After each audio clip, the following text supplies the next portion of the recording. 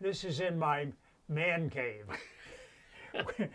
which is an office which nobody is invited in other than in my company.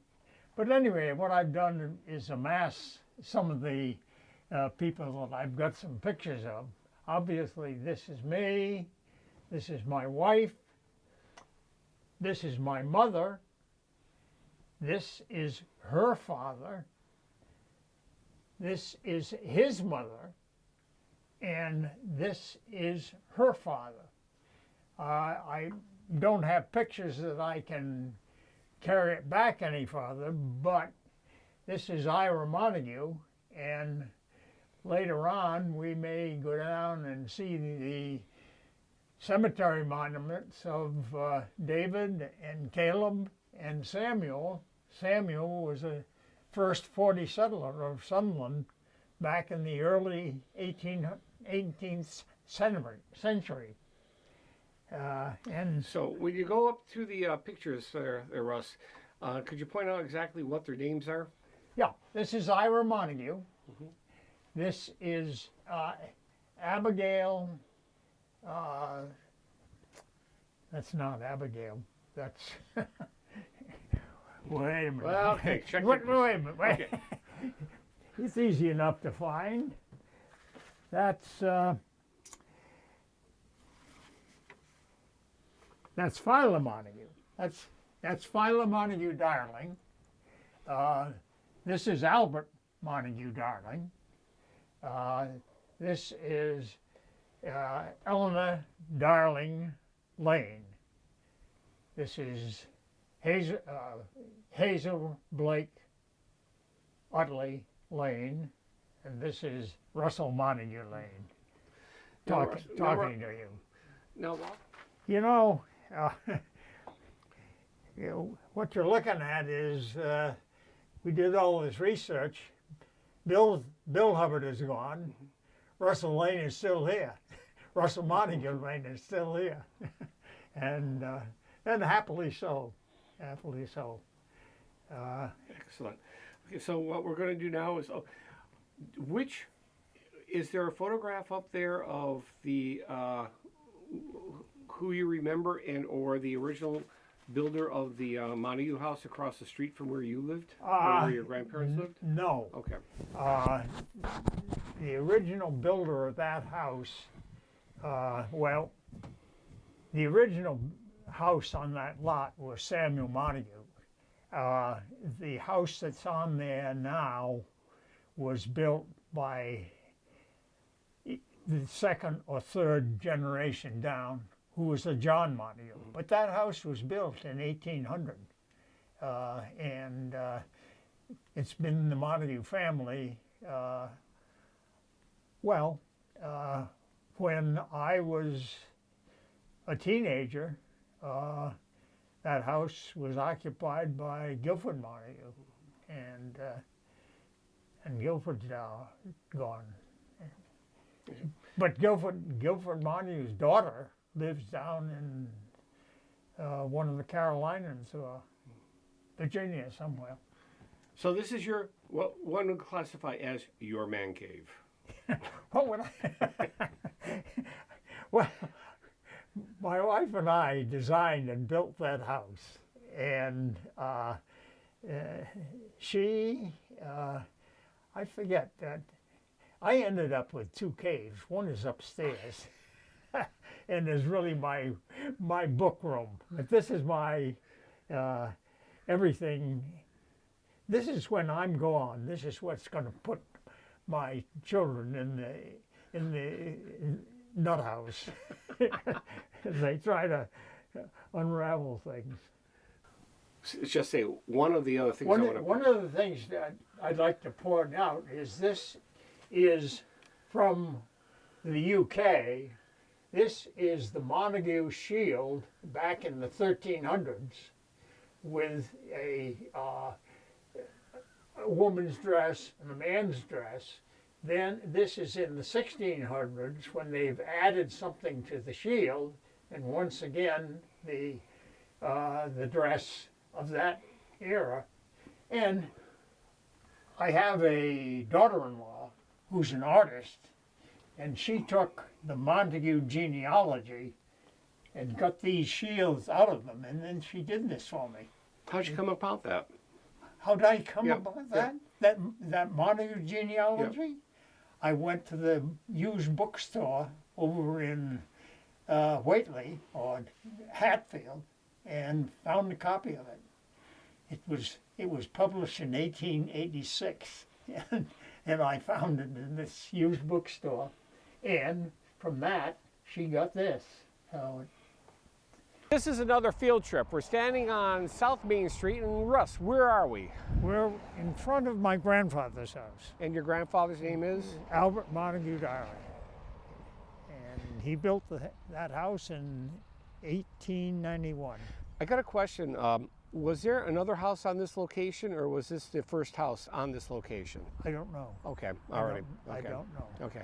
So this is what you were referring to when you would come to Sunderland to take and visit your grandparents. Yep. Okay. Yeah. Now, looking at that house, what has changed about that, if anything? A big porch came off the front of it. Right, exactly. Alrighty. And that shed with the crates on it there, there used to be a single file porch on there. Yeah. But he's taken that off and put that sort of that canopy on there. Now, Russ, something about what you were also talking about to me was, on the main street here, where we picture it now, we've got maple trees and Yep. some other trees coming up or whatever. Yep. But you were talking about during the hurricane, elm trees would come down. Yep. The only elm tree that we have now is down by the millstone. Yep. All right. So what did the main street look like when you were here growing up? Oh, well, it was, when I was here growing up, the sidewalks were on each side, then the grass strip, then the road, and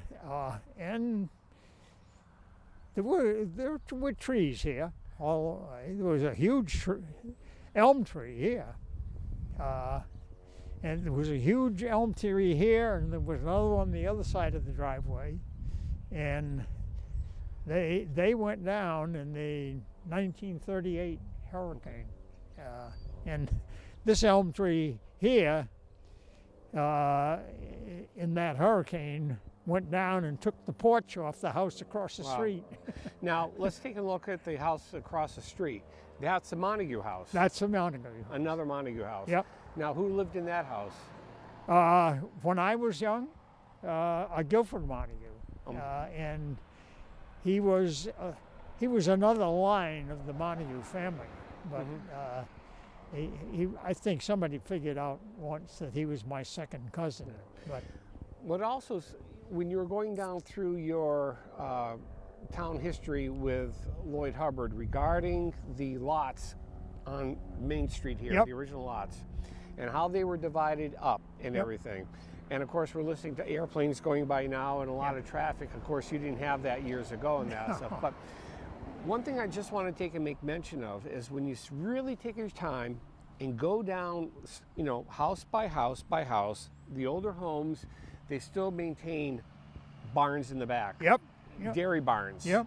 So through your lineage in that, every house here on the street had farmland, but the only way that they were able to take and survive was to take, they all had horses and cows. Well, my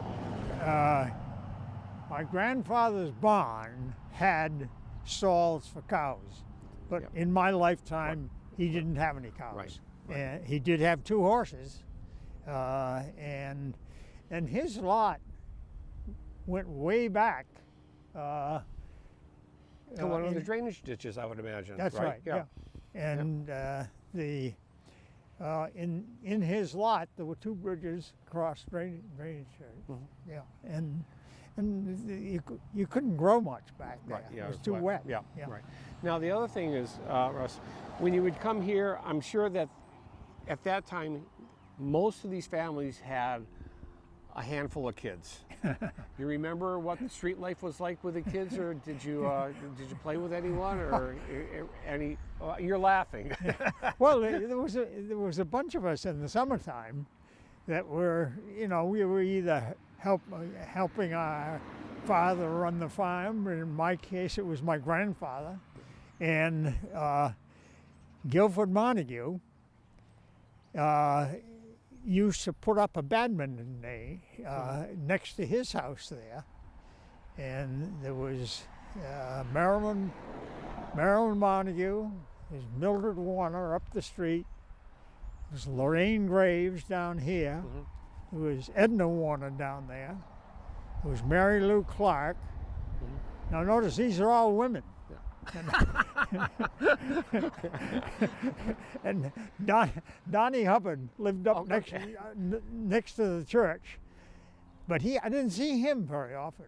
Yeah. But we'd get together after supper and we'd play badminton out there. Nice, nice. Yeah, excellent, excellent. All right, so next on our trip, I think we're going to go down to the cemetery and check out some of the other relatives down there. Okay. Yep. All right, let's get going. Very good. Yep.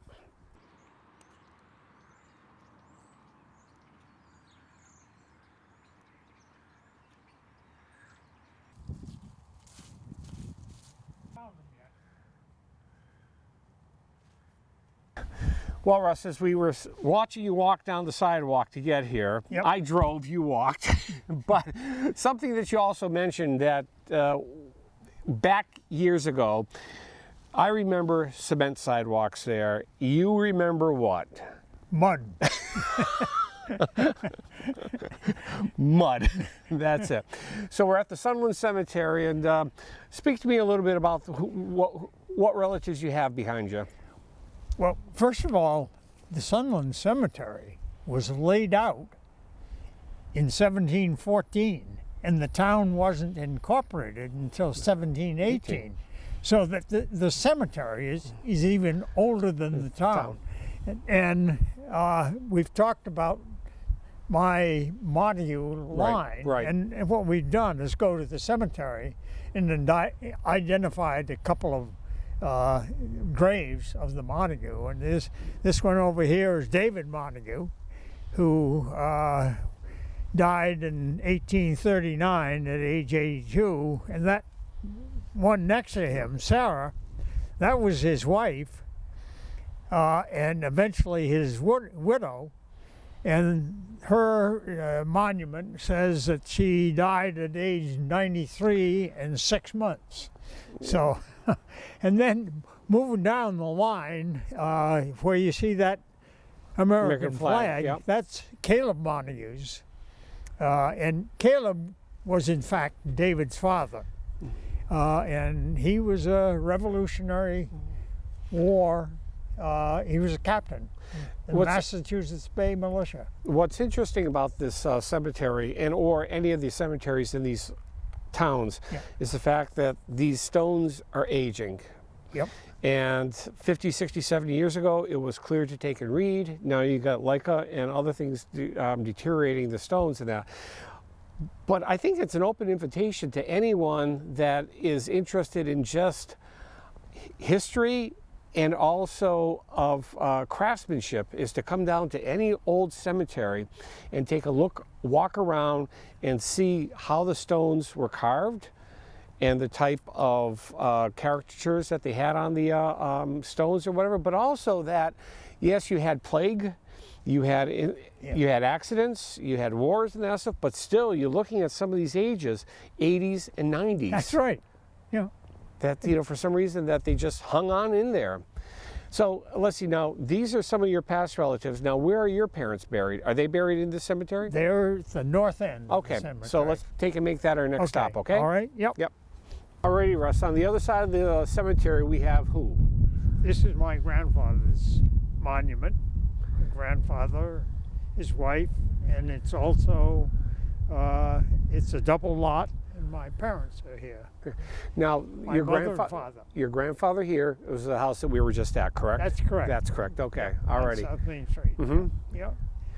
And he was a farmer, and he was during my school years.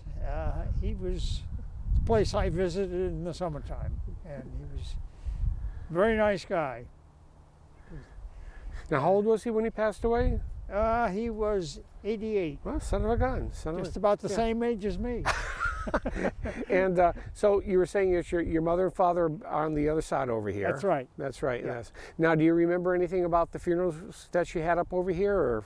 Or oh, you don't? Yeah. You mean, Well, your grandfather, you couldn't remember, you weren't here for the funeral, at least, no, correct? well, as Okay. a matter of fact, he died in October of 53, and I was married in July of 53. Gotcha. And I was in medical school at the time, okay. and didn't have many days off. Yeah.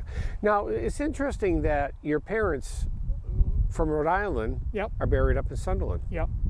Well, it was even though we lived in Rhode Island, Yeah. the association with my grandfather in Sunderland really dominated a lot of our life. Yeah. So Because my father was from Minnesota. Now, we weren't going to go there on a weekend. definitely. Now, you know a lot about, your ancestors that we were down over there. Yep. Over in this area here, I think there's another stone that I think you probably have a little bit more information on the where the stone came from, some of the design, and basically where you got the stone from, right? My own monument. Yeah. We're not going to creep you out or anything like this, but why don't we head on over there Okay, and that'd be see where dandy. there's going to be another Montague buried. That's right. All righty. Come on, Russ, let's go. All righty. Well, this is a unique stone, Russ. Can you tell me a little bit something about it? Well, this is my monument. Yep. And it's my wife is already here, and Well, she passed away in 2011. that Yep. yeah, and she was a first generation from the British Isles, and one of the things that I learned from this cemetery is the beauty of slate. Mm-hmm. And I had a good friend who had a stone shop down in Newport, Rhode Island. And I asked him about that, and he said, well, the best slate in the world comes from Wales in the British Isles. And he said, I've got a source over there, and I can get you one. And so he did. I want to say just feeling this slate, it seems like it's got a tighter consistency that it's not as flaky as the other ones or whatever like this. Yeah. And how well, it would of course, take it's newer too. Oh well, this is true. The- This is, the but no, old- it's just very nice and smooth in that. But Now, you what's the significance of this over well, here? I'm an MD, as Yep. it says down there. Yep.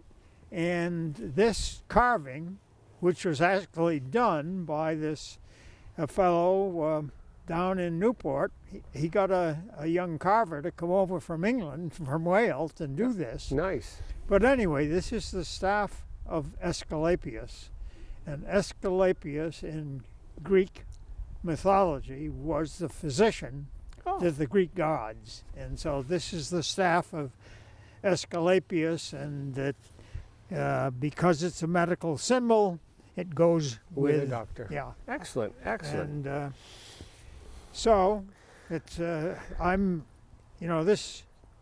this stone has been in here. Well, Blake was died, and then 2000. and then the stone was here Yep. because you can see that carving is newer than this one, Mhm, just right, with this right, coloring correct. on it. Okay. So I'm very pleased with it. A Sunderland story. Yeah. You are the epitome of a Sunderland story. Relatives came, they settled here, they propagated, and you came and found your way back to Sunderland. Yeah. Very good. Nice to meet you, Russ. It's been a pleasure. Eight generations. 8 generations. Well, it's nice to meet you, Russ. This is number 8. Number 8. Okay.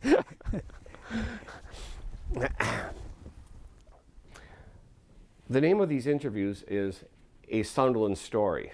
And we're starting off today with Dr. Russell Montague Lane. And I just want to take and say that a Sunderland story happens that we're working with is interviewing people that are born and raised in Sunderland. You are a little bit different though. You weren't born and raised in Sunderland, but you came back to Sunderland. So I think throughout the interview here, we're going to take and figure out the lineage and how you happen to have such a historic aspect of Sunderland, but also how you came back to the town. All right? Yeah. So, introduce yourself, please. I'm Russell Montague Lane, and I was born in July 1928, in Providence, Rhode Island. My father was from Minnesota on a chicken farm where he also ran a rural free delivery mail service. And he, after he finished his schooling, which understandably out there in the late 19th century was just grammar school, he bought a Harley-Davidson motorcycle, went to Yellowstone Park and worked in the Old Faithful Inn for 3 or 4 years. And he had a buddy, and then they took their motorcycles and went to Homestead, Florida. Well, let's back up a little bit. Yellowstone National Park and that, so that was pretty much, the park was only open for about, what, 50 years or so? Or? Well, that was, they went there. Yeah. My guess would be probably around 1908 or 9. What were some of his jobs that he had there? I assume he was a busboy. Oh. He worked in the hotel. Oh. And so then after that adventure, which was probably 4 or 5 years, he and his friend on the motorcycles went to Homestead, Florida, and they bought 5 acres of land in Homestead, which is now part of Miami. But that, in those days, it was a tomato farm. And he always used to tell me that the first thing they did every morning was to take their rifles and walk up and down the rows of tomato plants and shoot the rattlesnakes. I have a little a liking to Homestead because my grandmother had lived in Homestead for a number of years. They moved down there in the early 60s, and I can take and relate to the area down there, that flat farmland. Yep. And the experiences that she mentioned, that the I think it's 1A going from Miami down to Homestead. When she was there, it was just a dirt road. Yeah. And being down there now, a couple of years ago, we went back to take a look at the house or where it stood. You're right. It's just a typical bedroom community to like Miami, but there are still farm fields out there. Yeah. And she was raising potatoes and green beans out there for a while. So, now how did they get from Homestead back up over here? Well, they were there in the early teens. Okay. And from there, my father joined the Army, and he ended up in France. He was a signalman. In fact, upstairs in this house, I have his set of semaphore flags, which are directly from World War I. And after the war, he did not get injured. He said the life in the trenches was not good, but he didn't get injured. And then he went to Germany for the Army of Occupation. And I have to think that when he came back from that, he ran into my mother, who was Eleanor Darling from Sunderland. Oh. And she had just finished Mount Holyoke College, and he probably landed with his troop ship in Boston, ran into her, got married, ended up finding a job with an ice company down in Pawtucket, Rhode Island, and that's where I was born and grew up. The ice business is obviously no longer Right. Now, how did, well, let's go back to Eleanor Darling. Yep.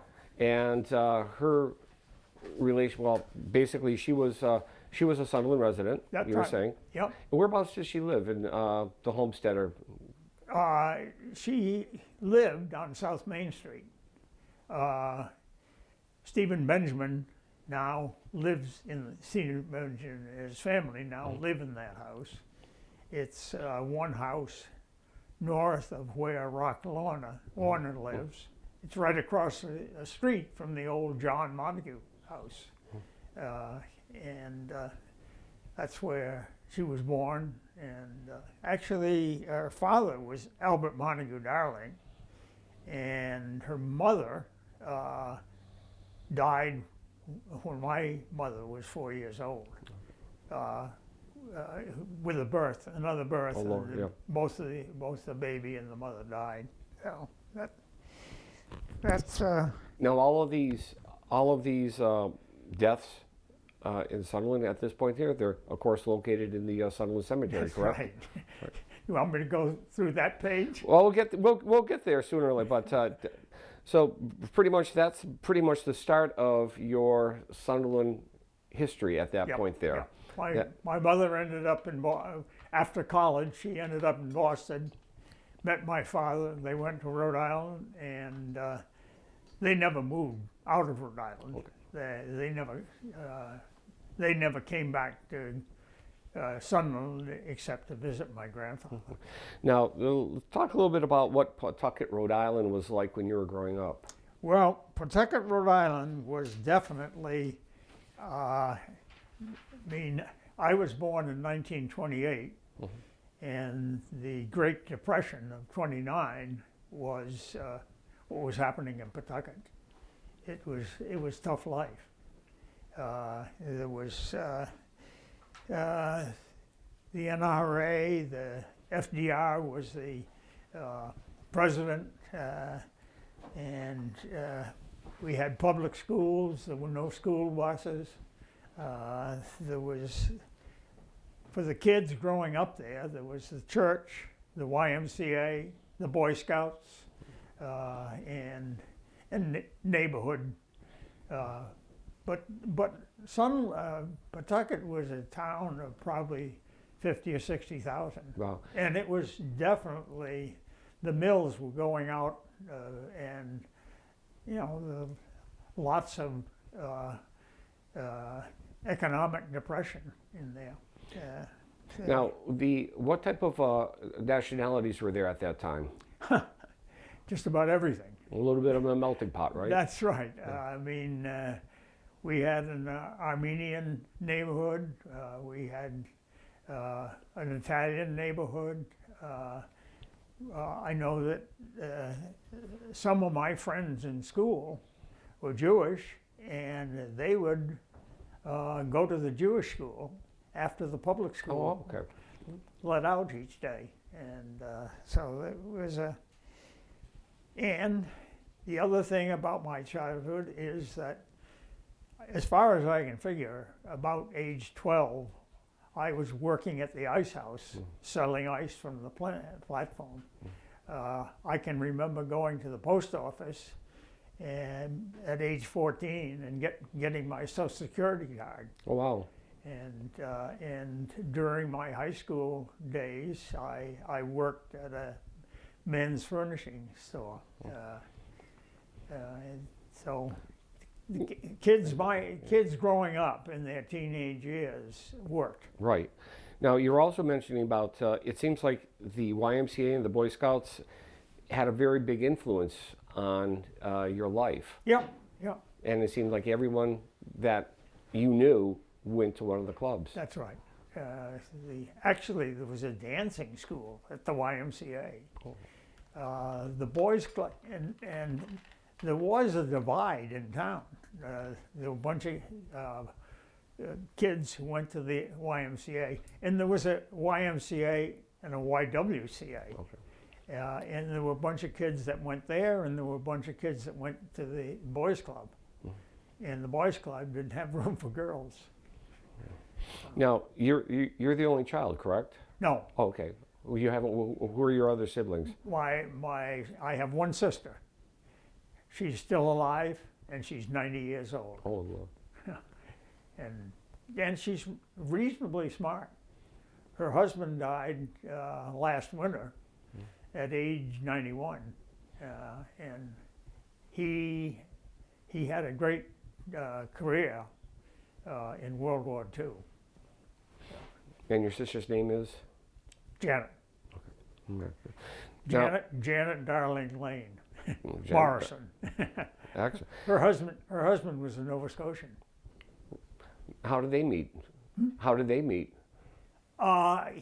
His family came down, I would say, because he was in school. They were born in the early 20s. My sister was in 24 and Stuart was in 23. But I think they came down probably just about that time, the Morrisons did. Now, growing up in the your neighborhoods and that, and you were telling us some stories about working at the ice company, about, well, not every delivery that you could make was to a family. You had other types of businesses. Bar rooms. Okay, all righty. And other houses of what? Well, I can remember my father when he was on a wagon and making. And they had horses then on these ice wagons, and I can remember him making on occasion a comment to me, "I'll take this into this house," and I wasn't astute enough to ask him what did this house. But the other thing that was going on at that time is the Narragansett racetrack was built in those years, and that was that kept the ice company going. Nice. They had big business with the Narragansett racetrack, and Pawtucket, Rhode Island and Providence had the Cosa Nostra, the mob were there. That was a good outlet for the mob. And that was also one of the ice delivery places, correct? Well, yeah, but I never knew. I never knew where the headquarters for the mob was, and I suspect that it was probably in Providence. So at this point here, you've got a standalone house, correct? What was the type of house that you were living in? Was it standalone or was it apartment or? It belonged to the ice company. Oh, it did. Okay. Yeah, it belonged to the ice company, and I think we moved in there when I was just about to start first grade, and I also remember that the guy who had rented the house beforehand, they threw him out because he was behind on his rent payments, and then I assumed, although I didn't know the family finances that well, I assumed that rather than a rise, my father got free rent. And so, can you remember who your best friend was back growing up? Yep. And you're still in contact with him at all or anything? No. Okay. My best friend was a fellow by the name of Brad Turner. His father was the family doctor. Brad Turner, and the schools didn't have a kindergarten in those days, but Mrs. Turner, Brad's mother and my mother, found a lady who had a little private kindergarten. Her name was Kirkland, and Brad and I went to that kindergarten. There were only about 8 kids there, but I knew him through the fact that his father was a doctor, and I knew him through school. When I got married in 1953, he was my best man, and my most recent conversation on the phone with him was probably last week. Nice. Yeah. Okay. Did you have a sweetheart? In high school. Okay. uh, and I had I had a girlfriend. Her father was a painting contractor. Her name was Elizabeth Wood. And but then, as I got to be a senior in high school, I had a couple of girlfriends. One was the daughter of the minister, and the other was a year behind us in school. The thing I remember about her is she went to Skidmore, and the minister's daughter went to Wellesley. They were academically cut above us. Yeah. Well, now, overall, your experience in the elementary school and the school system in Pawtucket at that time was such a large variety of immigrants there. Yep. How would you take and classify your education there? Well,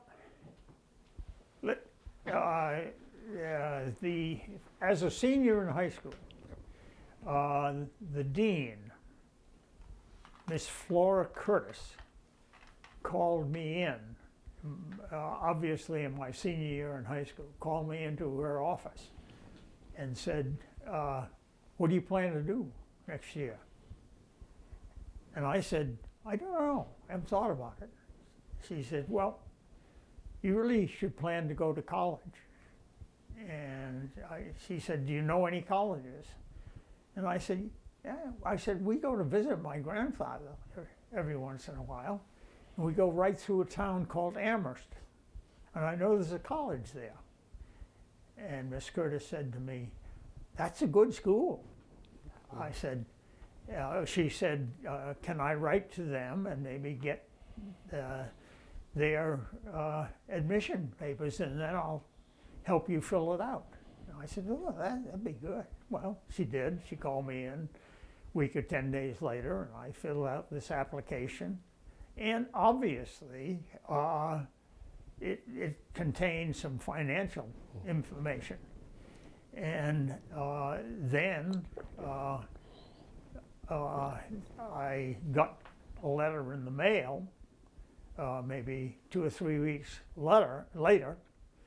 And when I got home from school, my mother said, there's a letter from Amherst College for you. And I said, oh, that's interesting.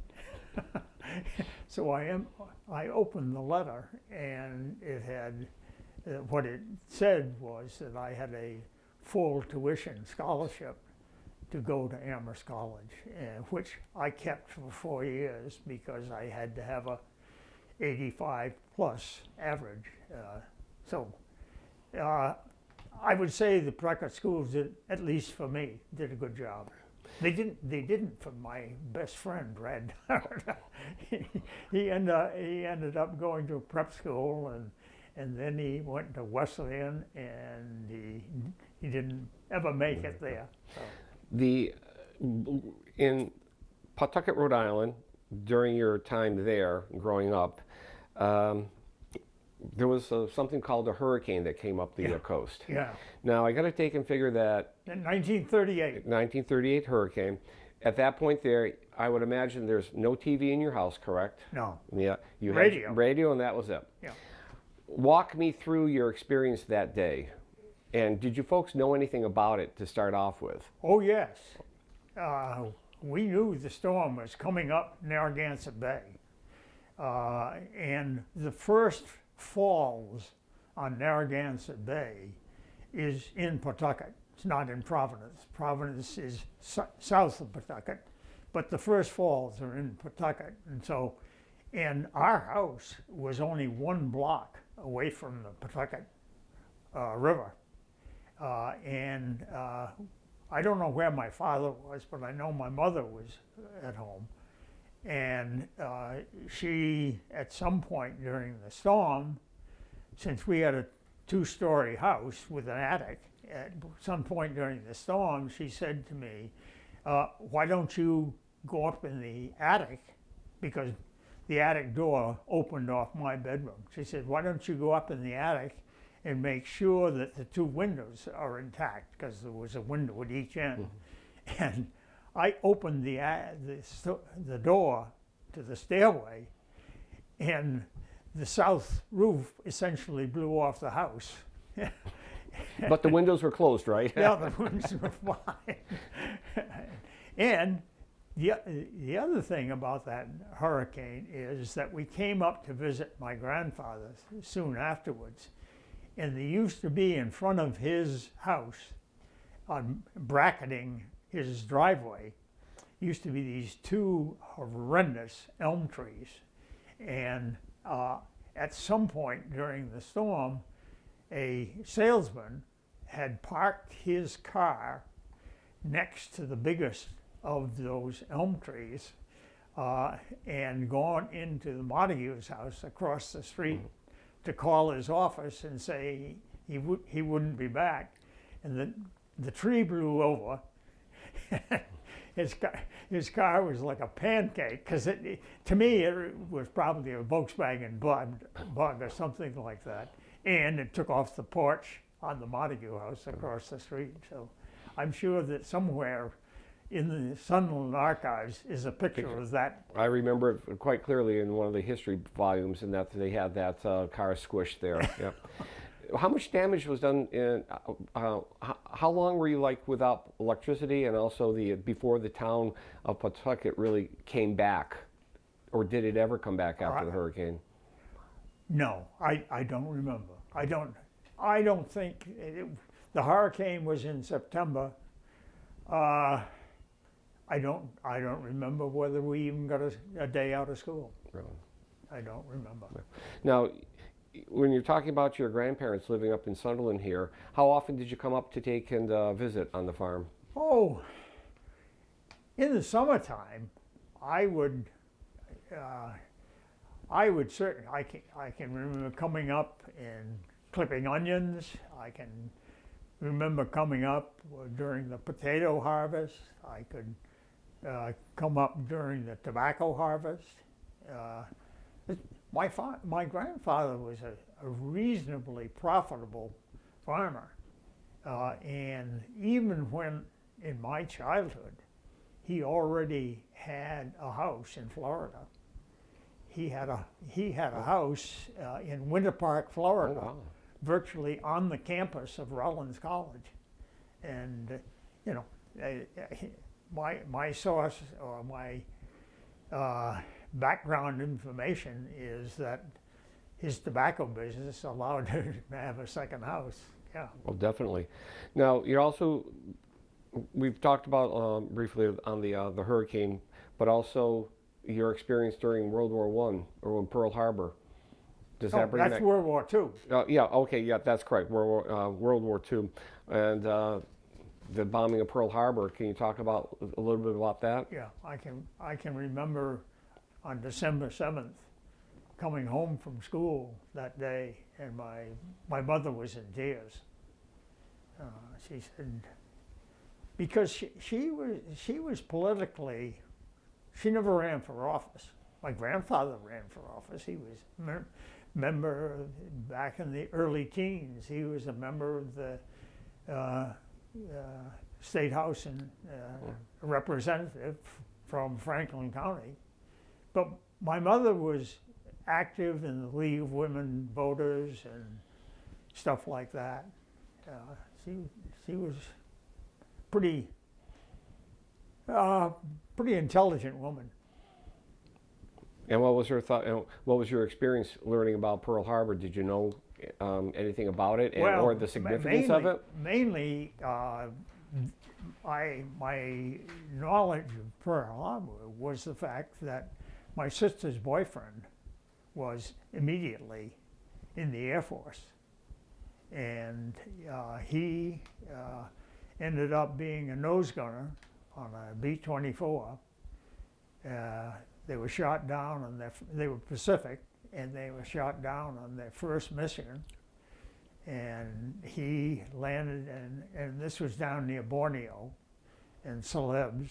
He landed in the jungle, and of the crew, one guy, the navigator, didn't didn't bail out. He stayed with the plane. But the rest of them either landed in the ocean or landed in the jungle. And either that day or the next day, a USA sub rescued them. And this was their first mission. Rescued them, took them back to their base, which was in one of the southern Philippine islands. They had 3 days off, and then they did 35 more missions without getting hit again. So Pearl Harbor and the start of World War II was really focused in my household around my sister's boyfriend. Well, and my father had been in World War I, so we knew what war was. Definitely, definitely. So you're packing up, you're coming up to Amherst College. Yep. And what was the experience like at Amherst College? And oh, by the way, when did you finally figure out that you wanted to be a doctor? Oh, well, not at Amherst College. Yeah, my experience at Amherst, first of all, I started Amherst, World War II ended in 1945.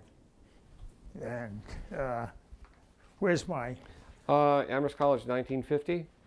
Yeah. Okay. There's the VE Day, and that came off the wall calendar in my geometry class, May 8th, 1945. How did you get that? I was in class. And what happened? And the telephone rang, and the teacher answered it and turned to the class and said, the armistice or the surrender in Europe has been signed. And I looked up and saw this thing on the wall at the front of the thing. I said to her, I said, can I rip off that day? And she said, yes. So I've kept it ever since. The start of your being a little historian, collecting things. So VE Day happened, and did you guys go out and celebrate anywhere, or what? We didn't celebrate VE Day up here, but when VJ Day came in August, I was up here visiting my grandfather, and there were a bunch of kids all my age, sort of congregated in their living around middle of South Main Street. Mm-hmm. And when the VJ was signed, the word went out in the village, Sunderland, that Greenfield was going to close Main Street and have a block party. And all of the parents got together and took all these kids up to Greenfield. And it was a great party. Nice. Absolutely no alcohol. None. And as a matter of fact, at the Sunderland Cemetery last night, celebrating Memorial Day, I ran into Mildred Warner Byrne, who was one of those kids. Oh wow! Oh wow! She lives in East Hampton now. She was there with one of her daughters, and so I mean, she's my age, 86, and the two of us were sort of had a reunion there Nice. last night.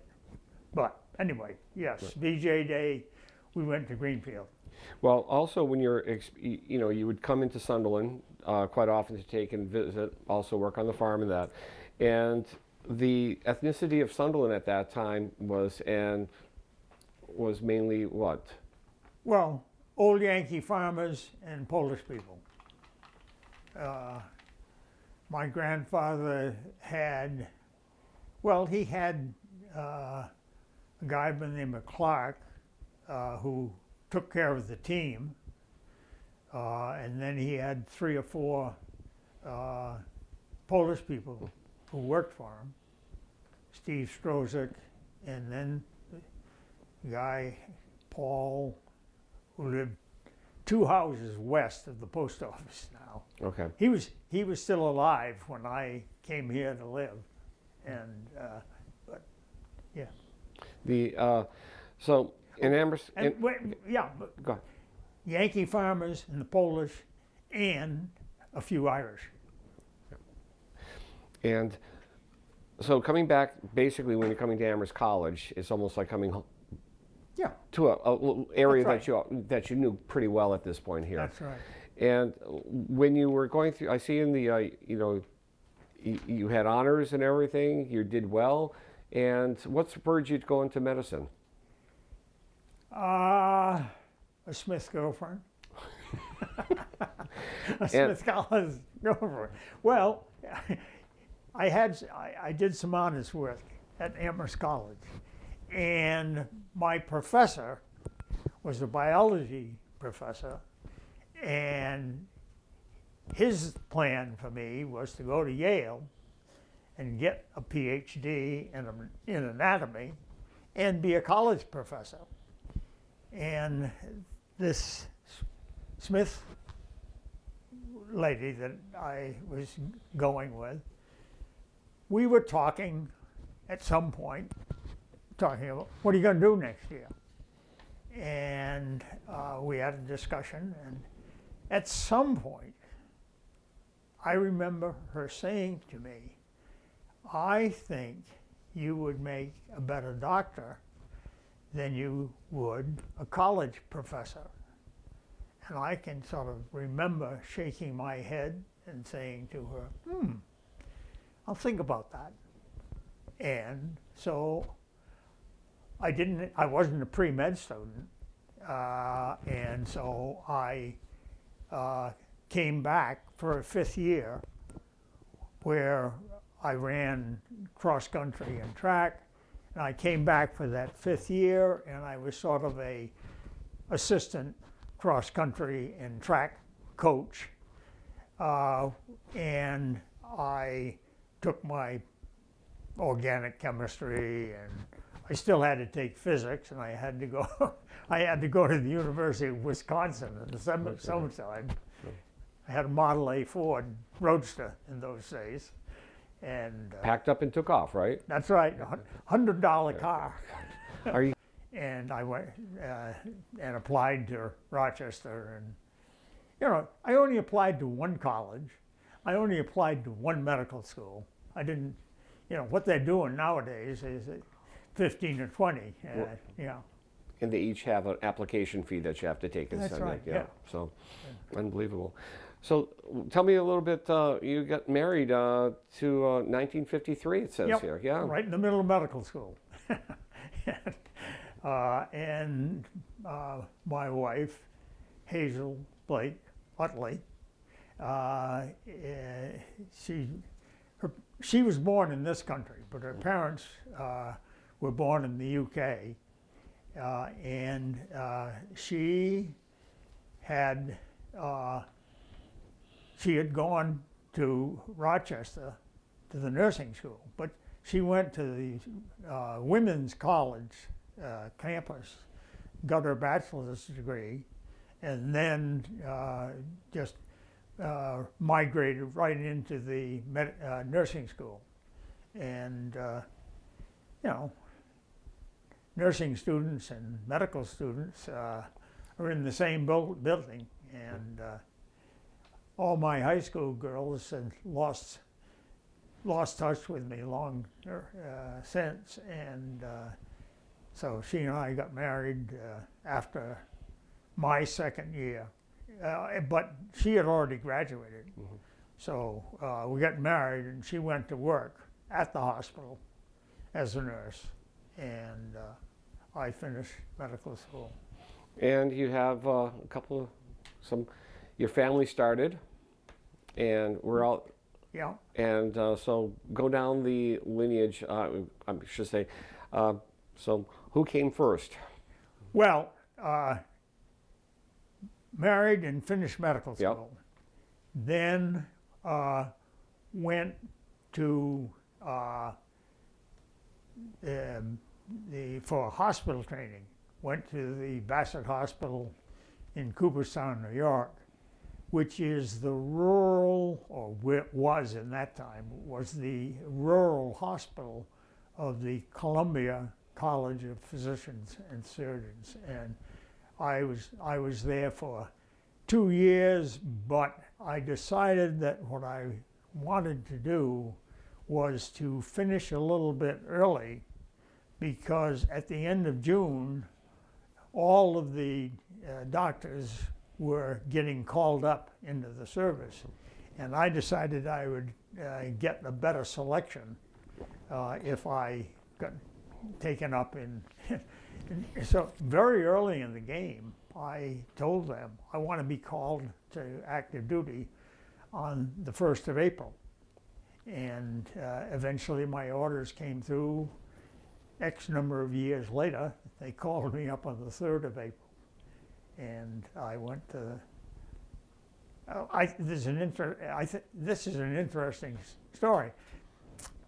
My orientation, first of all, I'd chosen the Navy. Mm-hmm. You could select Army or Navy or, I guess, Army and Navy or Air Force. I selected the Navy. There was 26 of us who reported for orientation at the Philadelphia Naval Hospital. And at the end of the 3-week thing, the lieutenant commander handed out our assignment papers, and 25 of those guys went to naval stations, and I went to the Marine Corps, which I after that session was over, I walked up and I said, Commander, I said, 25 to 1, I'm the one. he looked at me and he smiled and he said, we thought you'd make a good Marine. So anyway, I went and I served active duty for 2 years, and I enjoyed the Marine Corps 100%. Oh, good. It was a headquarters place in Norfolk, Virginia, and that's where my wife and I had our first 2 children, because they're twins, and they were born in the Philadelphia Naval Hospital. And the copay there was 75 cents a day for food. Times have changed. Times have changed. So you have Kathleen and Patricia. Yep. The twins, they were born in 1958. That's right. Michael? Michael lives in Alaska, and his youngest son is coming to visit me tomorrow. And he was born in 1961. Yeah. And then you have another. Nancy. Nancy's in Idaho. Yeah. And she was born in 1965? Yeah. Gotcha. In the prettiest town in the world. In the midst of the central Idaho mountains. Her husband is a Forest Service officer, now retired, but it's on a beautiful lake. It's 5,300 feet elevation, beautiful, clear air. Oh, man. Well, you got the, we're coming on over into how you started to take and come into the Sunderland area. Yep. And what we're looking at is that, you kind of moved around a little bit, didn't you? Well, from the service, I went to Blue Hill, Maine as a general practitioner. Blue Hill, Maine is a town of about 950 at that time. And I opened my hospital for GP work in a small town on the coast of Maine. And I stayed there for 59 through 66. 1966 was when MDs qualified for Social Security. Oh, That's right. Before 1966, MDs did not, private practicing MDs did not subscribe to social service, but then it came about. And Wow. but anyway, I was there until 1966, when I was there in 1959 to 1966, and at that point, a colleague of mine from medical school was going to Switzerland to work on the public health eradication of smallpox in Africa, and they asked me if I would, or he asked me if I would be interested in taking his place at the University of Maine in Orono. And I said, yeah. I said, that's an interesting idea. I like young people. So I went up there and was there until 1972, and then at a national meeting of the American Academy of General Practice, the medical director of the health center at UMass Amherst spoke to me about the fact that A, I was interested in student health work, B, I had graduated from Amherst College, C, I had family connections in this area. And my wife and I just decided, let's go back there. Now, we went to Amherst, primarily, I think, because we still had 4 kids in school. And we knew that Sunderland shared a high school, and so that was an argument in favor of going to Amherst. And I still had a lot of connections at the college. Actually, the track coach who I worked for, he was instrumental in having me consider moving to Amherst. And we were in Amherst because the 4 children were still in school. And as the 4 children finished their schooling and moved on to college or whatever, we said, let's consider moving to Sunderland. And that was. So you really, throughout your whole lifetime, you've never lost connections with either Sunderland people. That's right. The culture. Yeah. And or your lineage here. Yeah. Go ahead. My grandfather died in 1953, which is the year I was married, and it was while I was in medical school. And my mother sat me down and we had a long discussion. And basically what my mother was saying to me is, do you, me, want to take over the farm? Now, as far as taking over the farm, my grandfather was well along and really was, most of his farmland was being let out to shares and stuff like that. And so, and I thought about it some, and I said, Mom, I said, I've started in medicine, I think I better continue there. And that ended up my, do you want to take over the farm? So. And no regrets? No No regrets? No, I'm glad that I became a doctor. I was retired in 1995, and I say to people that once you get the medical education and once you spend 40 years as a doctor, you don't put it to sleep. Exactly. Yeah, on the television, all these medical shows, I can't stand them. There's so much non-medical authority on there. How true. So we're getting pretty close to you coming back. to Sunderland. Tell us about the house here that you're living in now, and your transition from Amherst to Sunderland. Yeah, we rented on Silver Lane. We rented out in Shutesbury as we were making up our mind to come to Sunderland. And then first of all, we had to buy this lot. This lot belonged to Bill Hubbard and one of the Warner women.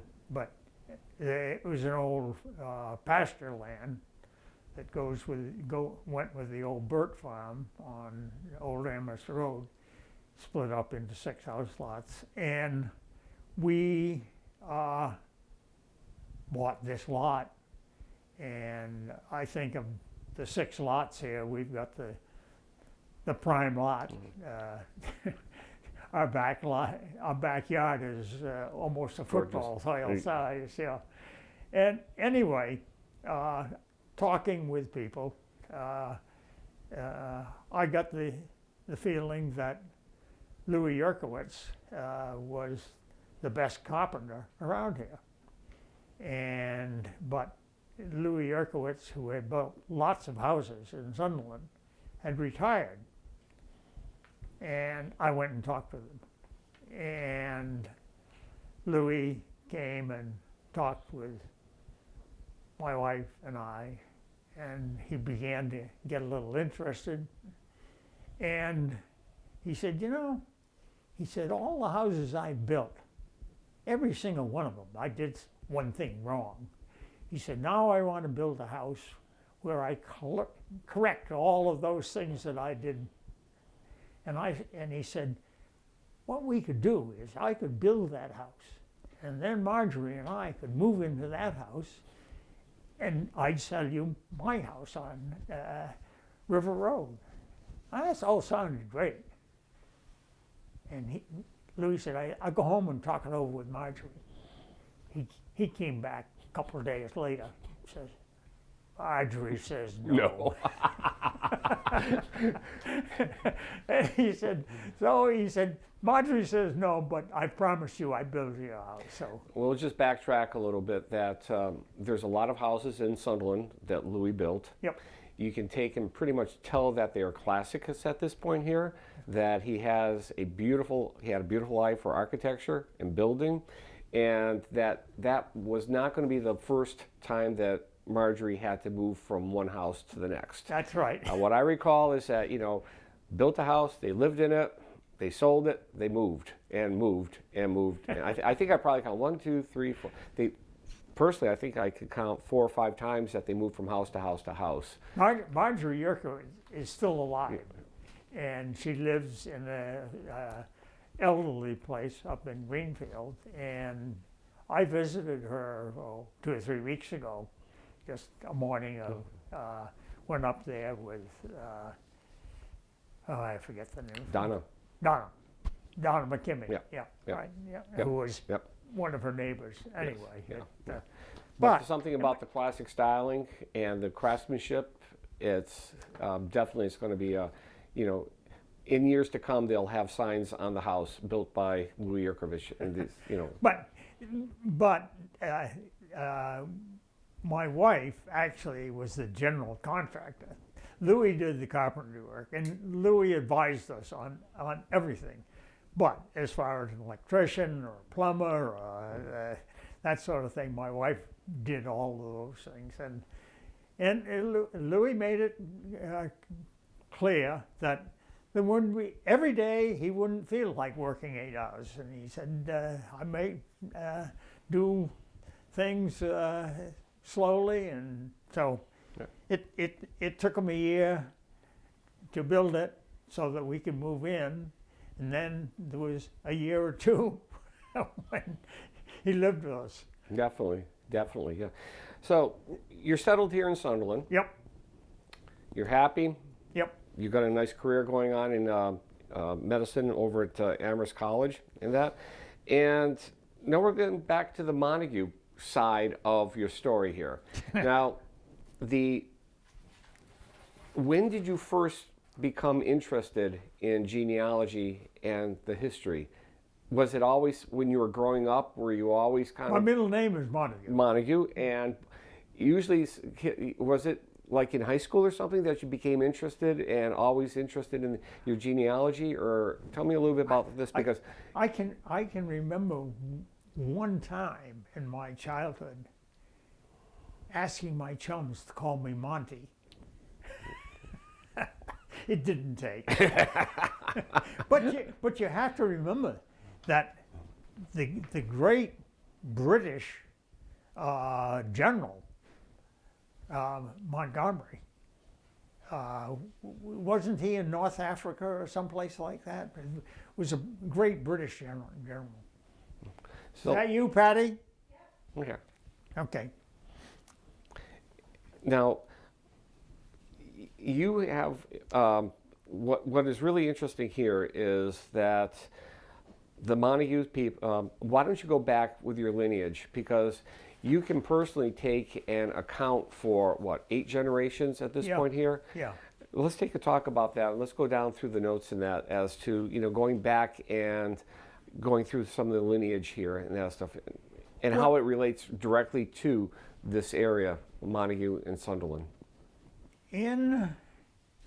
First of all, my grandfather had volume 1 of the Sunderland town history. It's all scribbled up with notes in the margins and all that, where he made notes of somebody dying or all that sort of thing. And when he died in '53, I possessed that. So I carried that with me. And I looked in that first volume, and there's one page is a picture of Caleb Montague's Revolutionary year promotion. He was a captain in the Revolutionary Army. Well, in the Massachusetts Bay Militia. And that's in volume 1. And I know that influenced me. My middle name and that and everything. And being related, visiting all these times. And I just, at some point, I decided to become a genealogist. And Bill Hubbard and I did quite a lot of work. We took the first 40 settlers, and I worked for a couple of years in sort of working on the first 40 settlers and who still had descendants around alive in here. So, but anyway, now, where's all this information located? You still have it here in that, but has any of it been published or anything? No, just okay. No. All your notes? No. That little folder says Sunderland genealogy, and then in parentheses, first 40 settlers. Now, how were you working with? Lloyd Hubbard had Bill.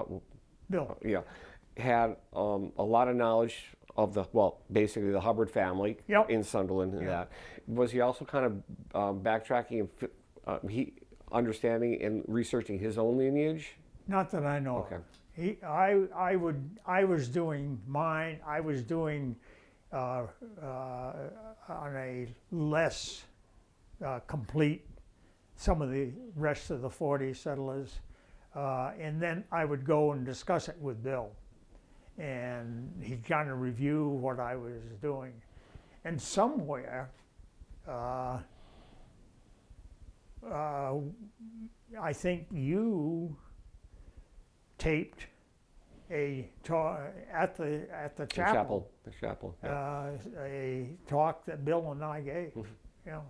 Let's take and bring some visions to how Sunderland was laid out. When you're talking the first 40 lots or whatever, just take and describe how the town was laid out, the property that they got, and the number of different roads or whatever that. Well, there were first 40 settlers, and there was Main Street, and the lots were parceled out along Main Street. Interestingly enough, they, on those early drawings, the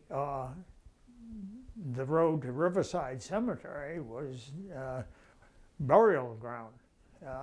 So the sign down there says established in 1714. Yep. And then in the middle of town was the church area.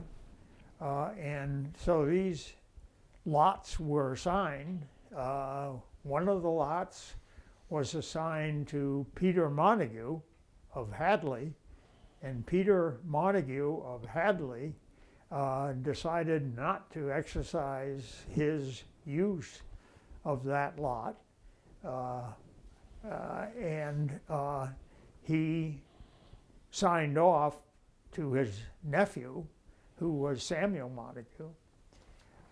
And not only did they do the lots on Main Street, but they then assigned cropland and woodland, pasture land, sort of climbing up, well, going in the meadows and climbing up Mount Toby.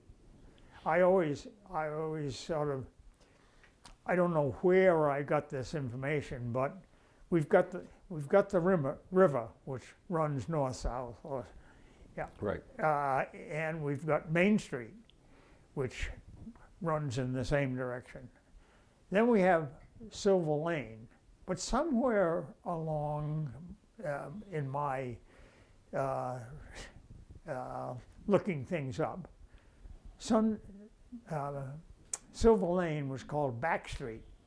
In other words, it was back from the river. And if you want to go back further, then there was what's the next thing back? The sequestered mile. Yeah. So the old Yankees, they really planned it out. They get the river where they're going to live, then their farmland, which is in back of Main Street, and then the sequestered mile hidden in the woods. I think it's good. Well, you know, you bring back the way it was. The town was laid out. People had their houses all together. Yep. They had farmland that they could go out in the meadows. Yep. What we call the meadows and that Yep. for the farmland. And then for their heat supply, the wood supply, they had woodlots. Yep. And as time went on, the mountains became barren of trees, but they kept pastured animals up there, and a lot of logging roads and a lot of the roads going up to the back woodlots. That's right, and sugar lots. Yep. And somewhere or other up there, there's a knoll that's called Sheep Hill.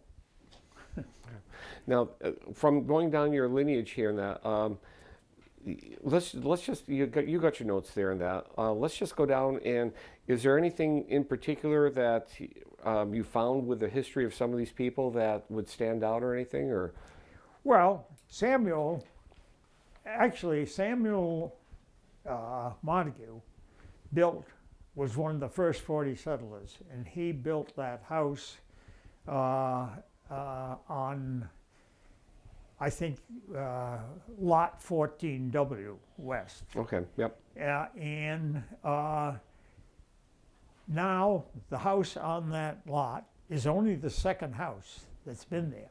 One built in the early 1700s, and this one was built in 1800. And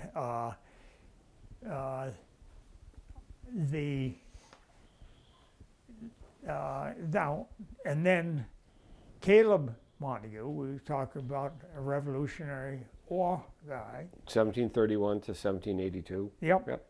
I don't think he was injured. Even 1782 was after the Revolutionary War, but I don't think he was injured in the war. And then we go Samuel, Caleb, and these are generations. Yeah, Samuel, son Caleb, son David, son Ira, daughter Phyla, her son Albert, Albert's daughter Eleanor, my mother, and then Eleanor's son Russell. Is 1, 2, 3, 4, 5, 6, 7, 8. And I gave a talk to the scout troop last fall, I guess it was, and I had, ahead of time, I'd gone around and established all of these monuments, which are in Riverside Cemetery. And these kids were all 8 years old, and I put surveyor's tape around them, had them hunt them up, and it was good. An interesting field trip. Yeah, it was. and I told them, I told the scouts, I said, you know, I said, you're Boy Scouts. I said, you're Cub Scouts. I said, when I was your age, I was a Cub Scout. And the President of the United States was Franklin Delano Roosevelt. Now, the kids didn't understand this at all, but there were a lot of parents there who cheered. Yeah, to comprehend this, you know.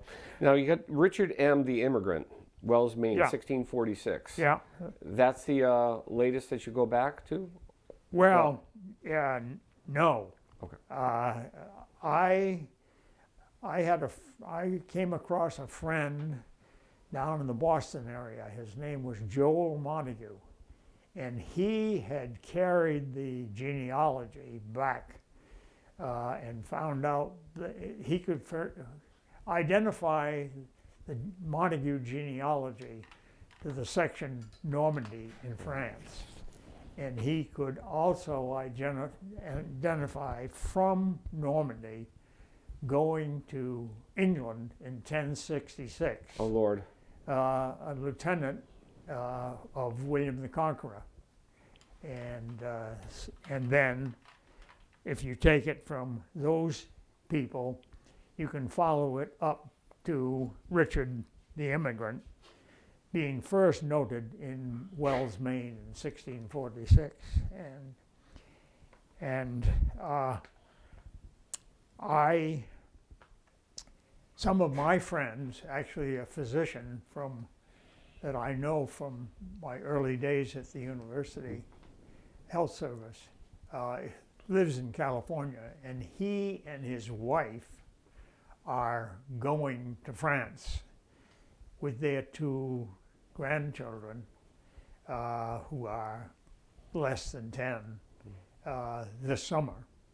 And I've taken this good-sized collection of the work that Joel Montague did and sent it to them out in California, and they're going to take it with them to this little, well, it's called Montague des Bois in Normandy.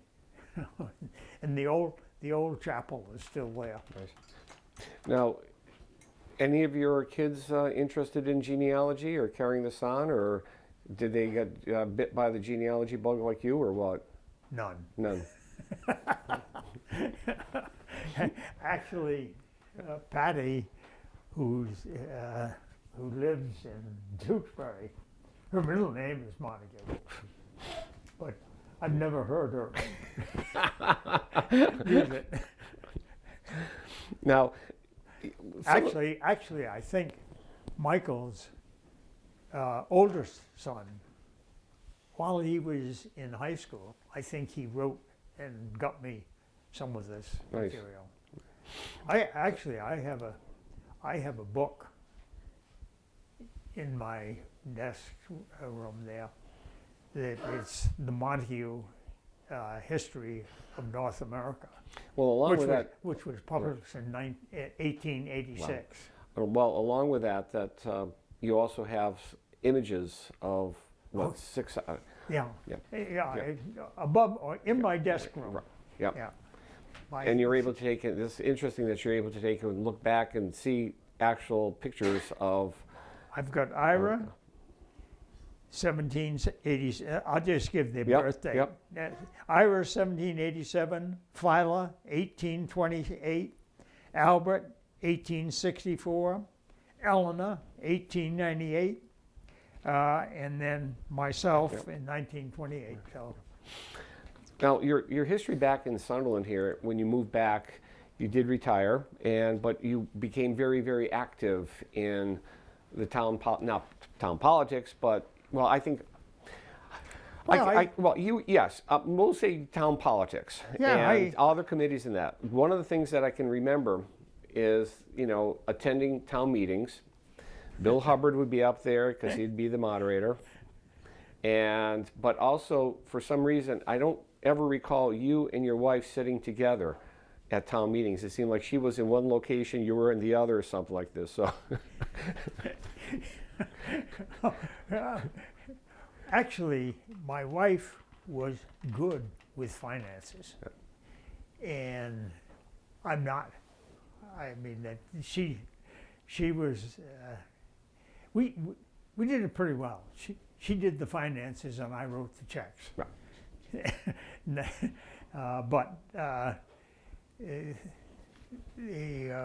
One of the people that got me really interested in town politics was Catherine Hubbard, right. Who was at one point, and this is when the town meetings were upstairs in the old town hall there. And known now as the Blue Heron Restaurant. Yeah, yep. That's right. And I can remember at an earlier time something going on in town meeting, and I made a comment, and Catherine Hubbard didn't know me. She didn't know me. I had not established myself. I see. And Catherine said from the podium, she said, said, "Who are you?" and she said, "Are you allowed to speak at the town meeting?" I stood up and I said, I'm Russell Montague Lane, and I own property here in town. She said, all right, what do you have to say? I can visualize that. Yeah. I can visualize that. I've got a little note here, something about you did something up at the Lake Placid Olympics. Oh yes, yes. Yeah. That's one of my plums.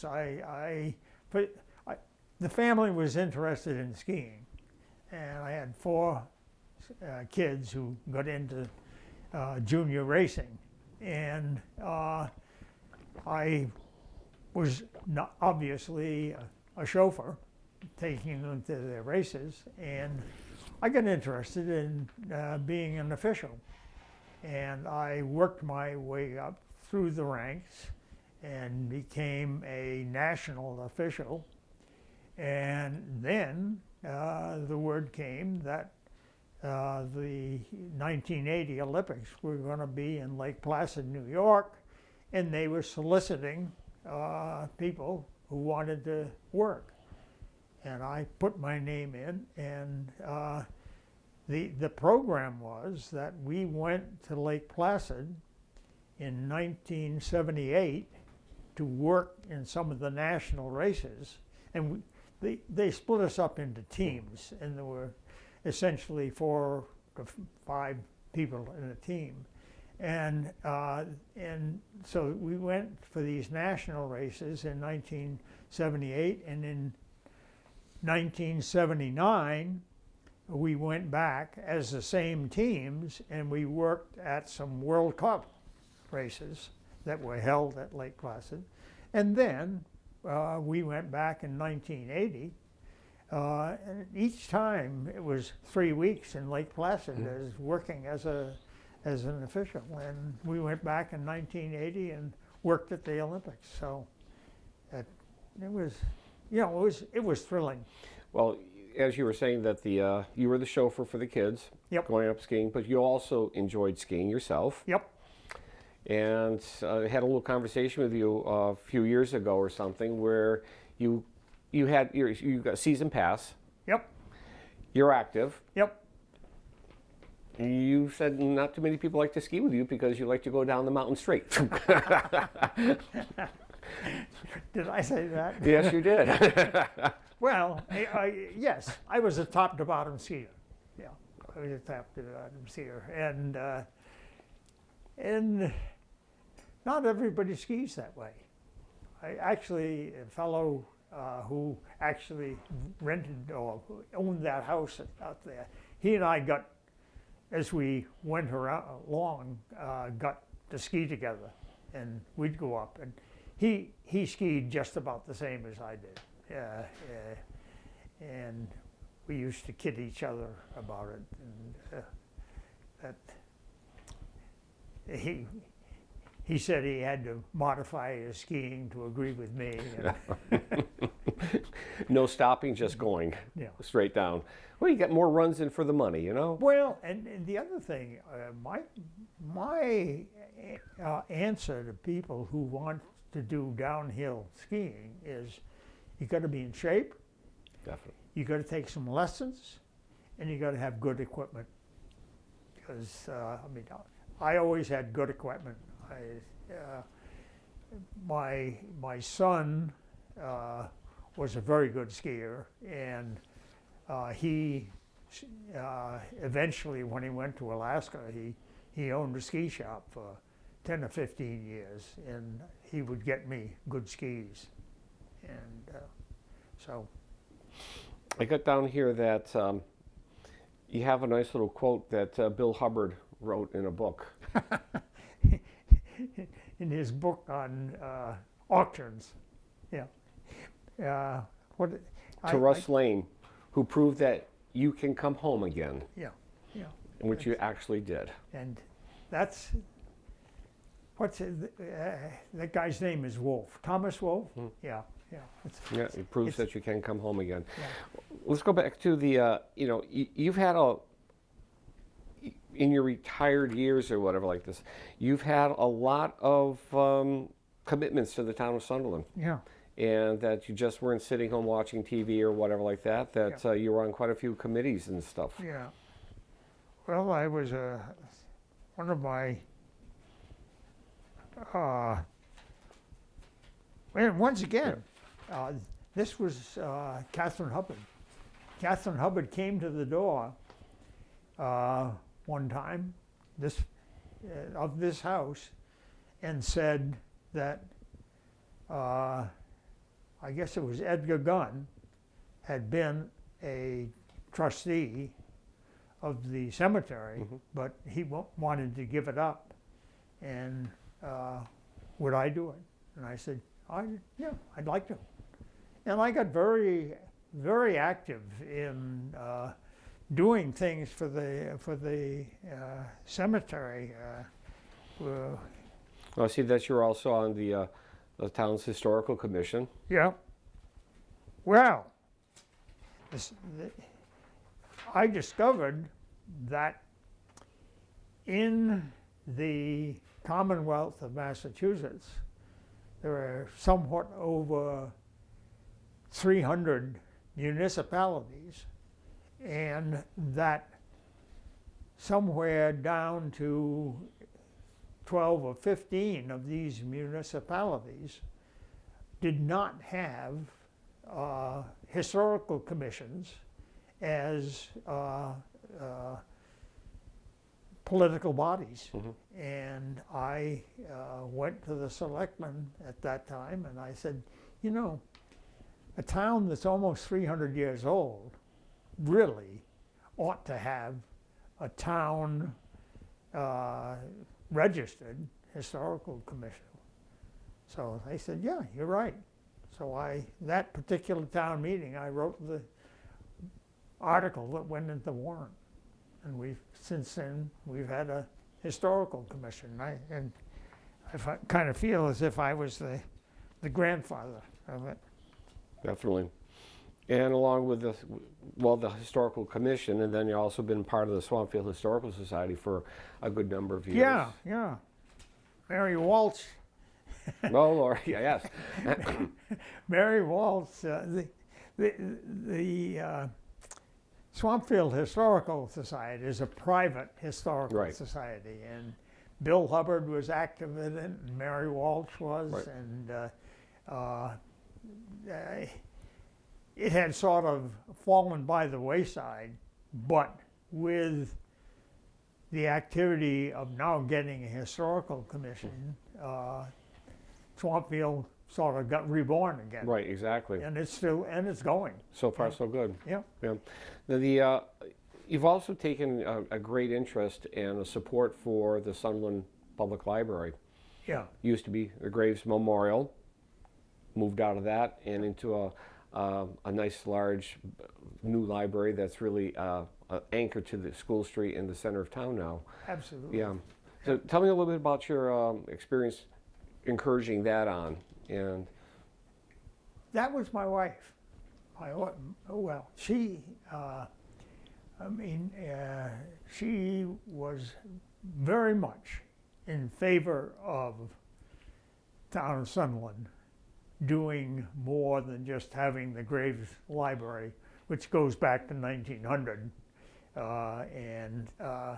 So she was very much involved in that. And when they were soliciting capital funds with naming rights, she and I contributed a good piece of a pie, and there is in the new library there's what we call the Lane Family Reading Room, and I'm proud of it. you should be. I'm proud of it. Exactly. Now, we're going to take and I'll pop this in at a later time, whatever, but let's talk a little bit about Patty Farms. When we were talking about genealogy in Sunderland, Yeah. we mentioned about the Polish and the Irish at that time. Yep. And you've done some history on Patty Farms. Yeah. Well, and I don't know.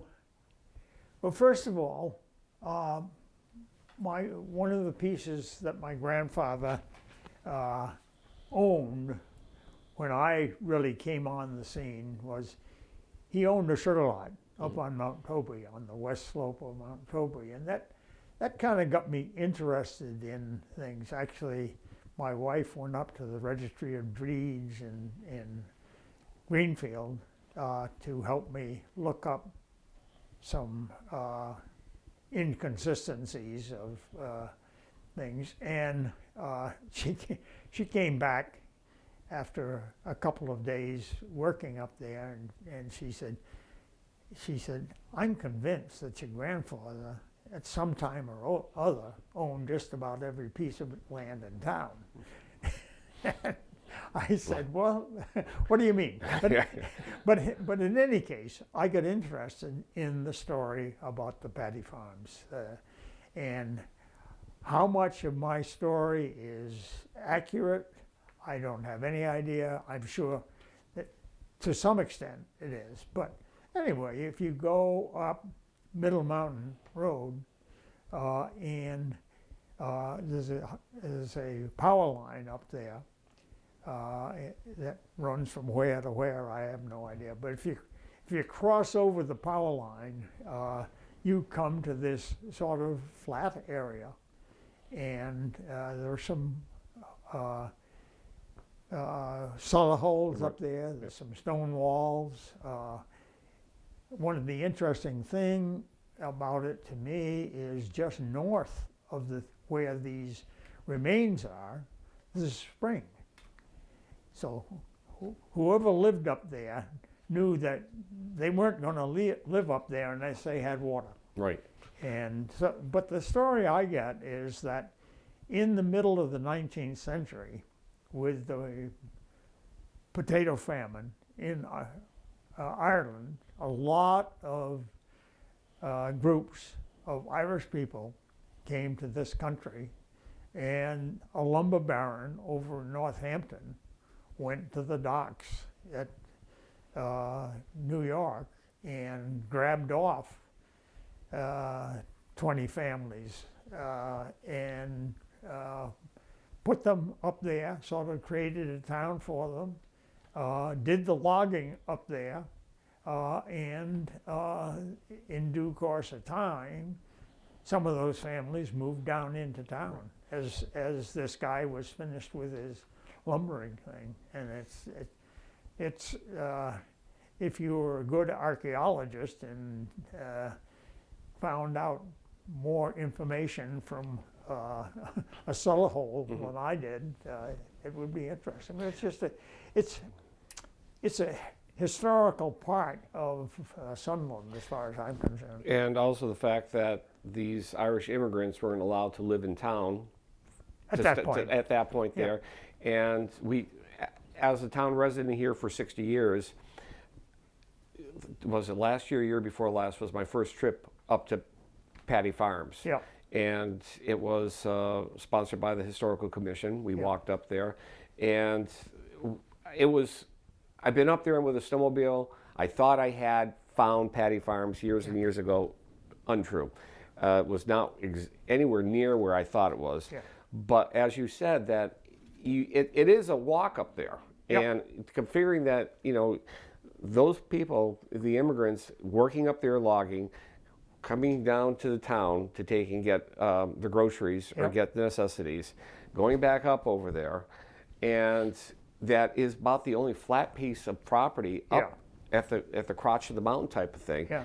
And it is, I think we saw some of the old apple trees that they had up there that were basically just rotting at this point here, but definitely the foundations, the stone walls and everything, you can almost take and put yourself in a time and a place, and on a flat piece of property up there by mountain, and right behind it, Toby starts. Yeah. You're looking out the back or from one of the foundations, you're looking up and there's Toby. Who told this guy over in Northampton that it was there?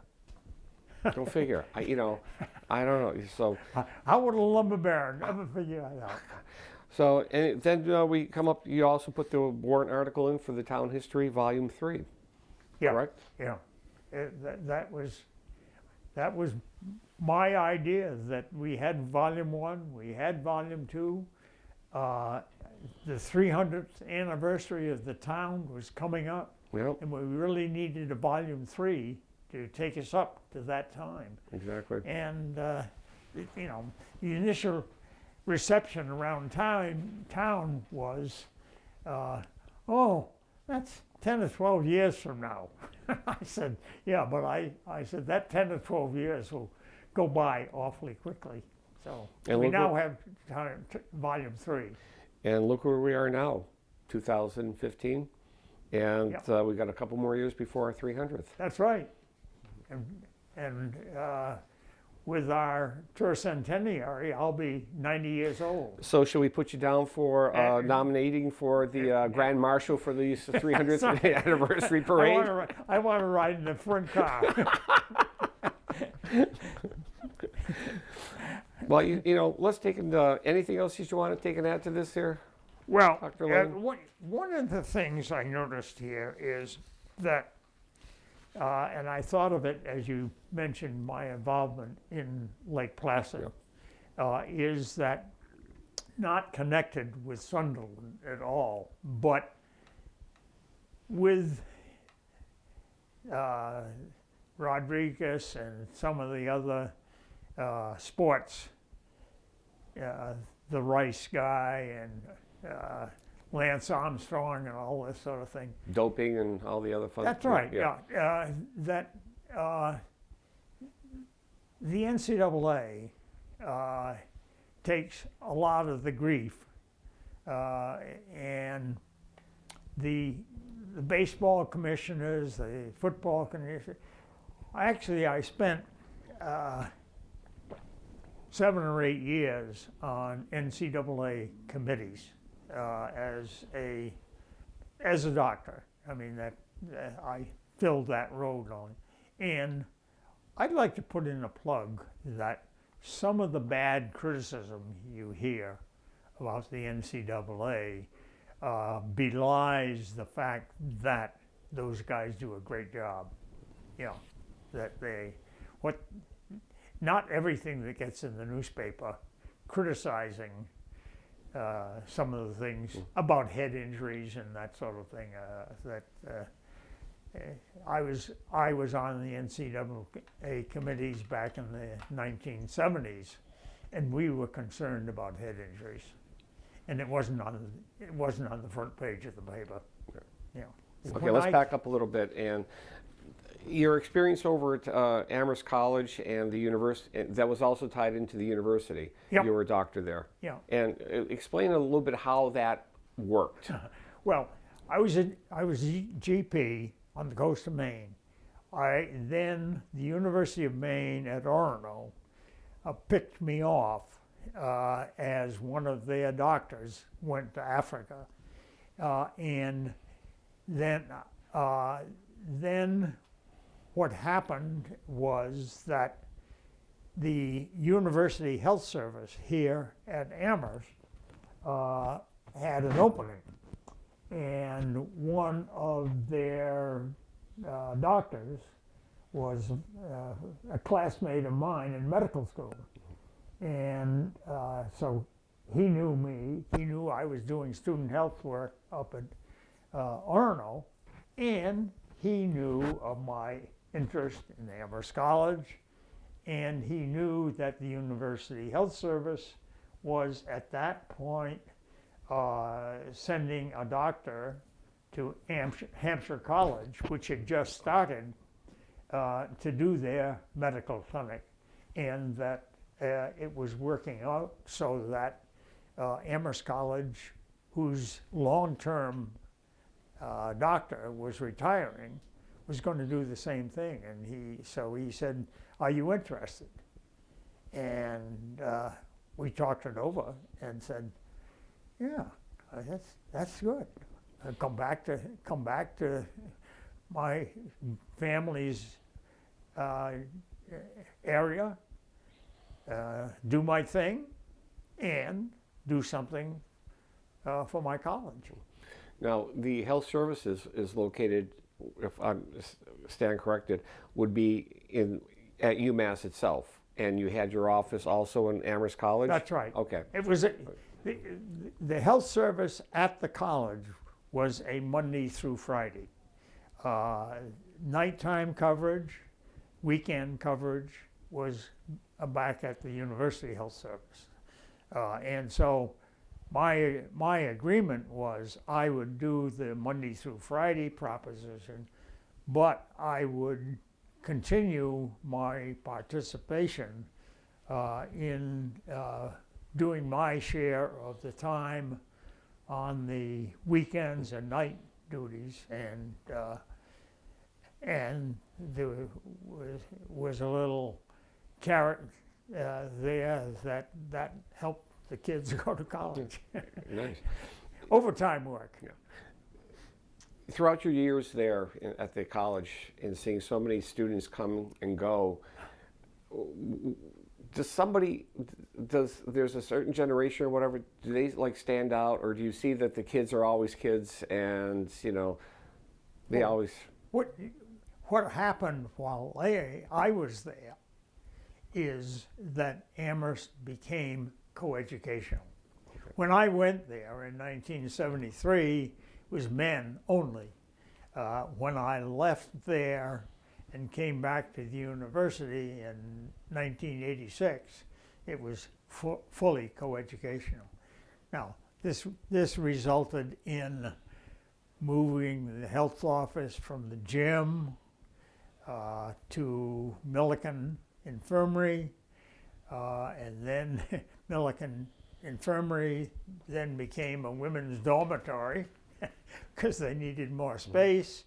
And so they moved me into a faculty house on Belchertown Road and built an addition to it, which the house is not really used. It's sort of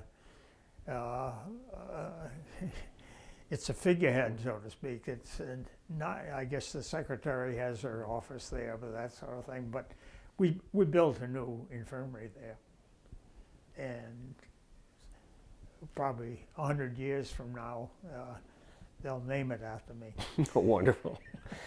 Well, I think we're going to be wrapping up, and I think we're going to be going back to that quote from Bill Hubbard to Russ Lane, who Yeah. proved that you can come home again. Yeah. And welcome home. Yeah. And thank you very much.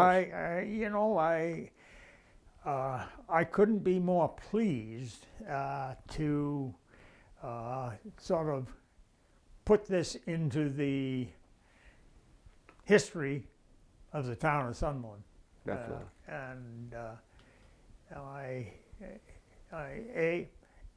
I'm glad I went into medicine. B, I'm glad my family came from Sunderland. And C, I'm contributing. Thank you very much. Okay. And we appreciate it. Yep.